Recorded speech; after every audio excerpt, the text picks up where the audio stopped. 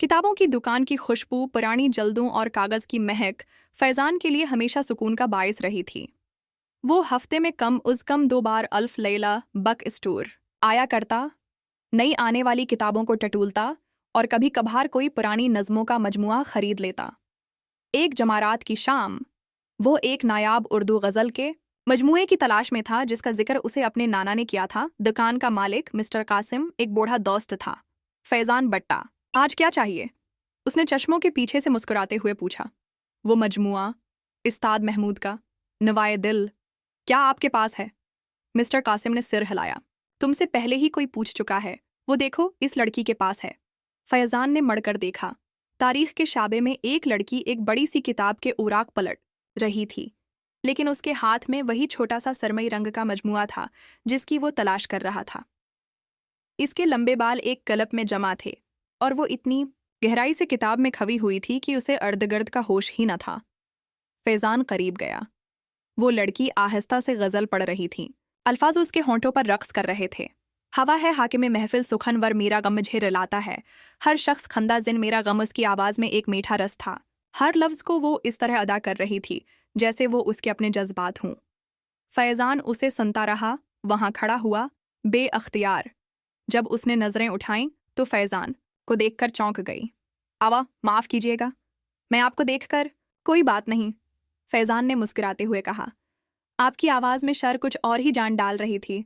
लड़की के रखसारों पर एक हल्की सी लो आ गई। ये मेरा पसंदीदा शेर है। मेरा भी, फैजान ने कहा। मुझे लगता है हम दोनों ही एक ही किताब के मुतलाशी हैं। लड़की ने हैरत से सरमई मजमुए की तरफ देखा।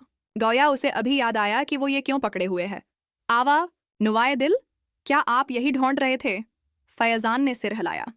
लेकिन लेडीज फर्स्ट, ये आप ही रखें। लड़की ने किताब उसकी तरफ बढ़ा दी। नहीं नहीं, बराए मेहरबानी, मैं तो बस देख रही थी। आप ही रखें। आपको तलाश थी ना? मिस्टर कासिम करीब आ गया। परेशान मत हो बच्चों, मेरे पास एक और कापी है। पुरानी है लेकिन है। उसने काउंटर के नीचे से दूसरा मजमुआ निकाला।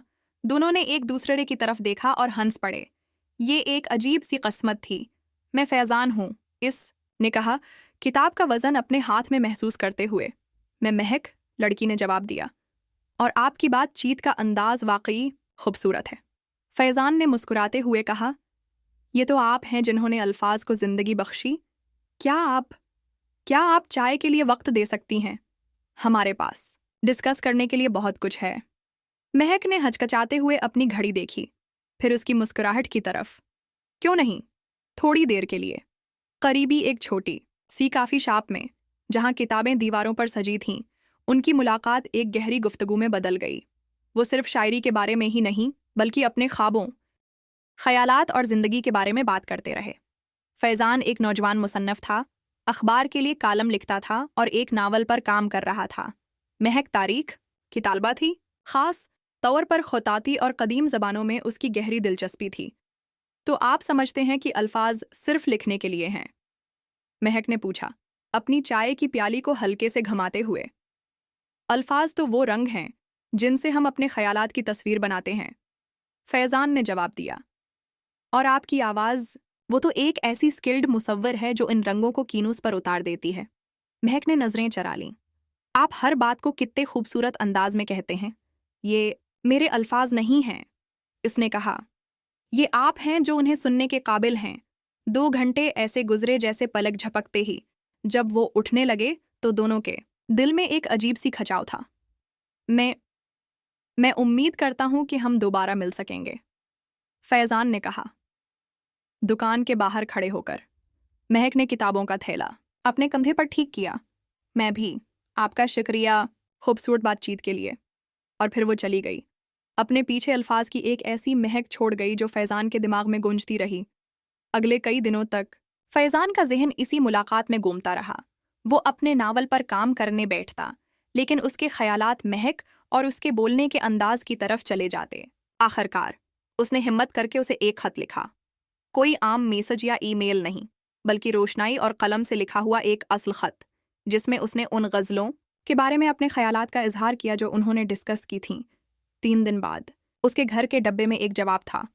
खत कशीदा कारी वाले कागज़ पर था اور مہک کی ہینڈ رائٹنگ ہوا کہ جھونکوں کی مانند نرم اور فلوئڈ تھی۔ عزیز فیضان، آپ کے خط نے میرے دن کو روشن کر دیا۔ الفاظ کو کاغذ پر اتارنا ایک ایسی فنکاری ہے جو آپ بخوبی جانتے ہیں۔ یوں ان کے درمیان خط و کتابت کا ایک سلسلہ شروع ہو گیا۔ ہفتے میں 2 بار ایک خط ضرور آتا۔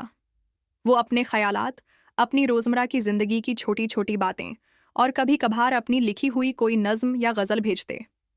ہر خط ایک نئی بات چیت کا آغاز تھا۔ ہر لفظ سوچ سمجھ کر چنا جاتا تھا۔ فیضان نے محسوس کیا کہ وہ مہک کی آواز خطوں میں سن سکتا تھا۔ ہر جملے میں اس کی وہ میٹھی آواز گونجتی محسوس ہوتی۔ 1 ماہ بعد اس نے اسے دوبارہ ملنے کے لیے کہا۔ اس بار وہ شہر کے ایک پرانے باغ میں ملے، جہاں پرانے درختوں کے نیچے بینچوں پر بیٹھ کر لوگ وقت گزارتے تھے۔ مہک ایک ہلکے سبز رنگ کے اسکارف میں ملبوس تھی۔ اس کے ہاتھ میں ایک فائل تھی۔ یہ آپ کے لیے ہے، اس نے کہا۔ شرماہٹ سے فائل اس کی طرف بڑھاتے ہوئے فیضان نے فائل کھولی۔ اندر وہ تمام خطوط تھے جو اس نے لکھے تھے، لیکن ہر خط کے نیچے مہک نے اپنے جذبات کو خطاطی کے خوبصورت نمونوں میں ڈھالا تھا۔ اس نے الفاظ کو ایسے سجایا تھا کہ وہ تصویروں کی مانند لگتے تھے۔ یہ حیرت انگیز ہے مہک، فیضان نے حیرت سے کہا۔ تم نے انہیں ایک نئی زندگی بخش دی ہے۔ الفاظ ہی تو ہیں جنہوں نے مجھے انسپائر کیا، اس نے کہا۔ اس دن انہوں نے گھنٹوں بات کی۔ انہوں نے محسوس کیا کہ وہ ایک دوسرے کو بہت اچھی طرح سمجھتے ہیں۔ فیضان کے لیے مہک وہ سامعہ تھی جس کی اسے ہمیشہ سے تلاش تھی، جو نہ صرف اس کی باتوں کو سنتی تھی بلکہ ان کے پیچھے چھپے جذبات کو بھی محسوس کرتی تھی۔ اور مہک کے لیے فیضان وہ شخص تھا جو اس کے دل کی گہرائیوں میں اتر سکتا تھا، جسے وہ اپنے سب سے گہرے خیالات کے بارے میں بتا سکتی تھی۔ جیسے جیسے ہفتے گزرتے گئے، ان کی ملاقاتیں معمول بن گئیں۔ وہ کتابوں کی دکانوں، عجائب گھروں یا پرانے باغوں میں ملتے، ہمیشہ بات چیت میں گم رہتے۔ ایک دن ایک پرانی لائبریری میں فیضان نے ایک کتاب کے درمیان ایک چھوٹا سا کاغذ رکھا جسے مہک نے بعد میں دریافت کیا۔ اس پر لکھا تھا، تمہاری ہر بات میرے دل میں ایک گیت تخلیق کر دیتی ہے۔ مہک کے چہرے پر مسکراہٹ پھیل گئی۔ اس نے جواب میں ایک چھوٹی سی نظم لکھی اور اسے اس کی جیکٹ کی جیب میں رکھ دیا۔ لیکن ہر خوبصورت کہانی میں رکاوٹیں آتی ہیں۔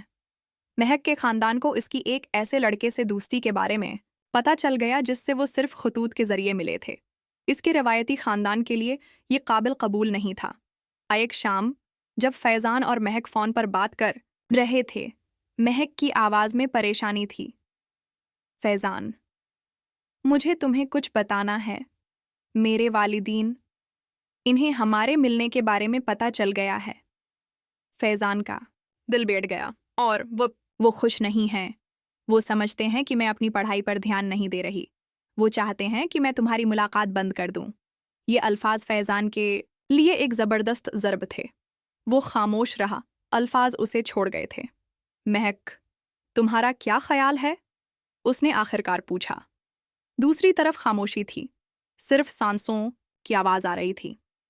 میں نہیں جانتی فیضان، میں تمہیں مس کرتی ہوں جب تم سے بات نہیں کرتی، لیکن میں اپنے خاندان کو تکلیف نہیں دے سکتی۔ اس رات فیضان کے لیے نیند ناممکن تھی۔ اس کی دنیا جو کچھ ہفتوں قبل اتنی رنگین اور روشن تھی، اب دھندلا سی گئی تھی۔ اس نے اپنی میز پر بیٹھ کر ایک خط لکھنا شروع کیا، لیکن ہر لفظ ناکافی محسوس ہوتا تھا۔ آخرکار اس نے صرف ایک ہی جملہ لکھا، اگر ہمارے الفاظ ہمیں جدا کر سکتے ہیں تو کیا وہی الفاظ ہمیں دوبارہ ملا بھی سکتے ہیں؟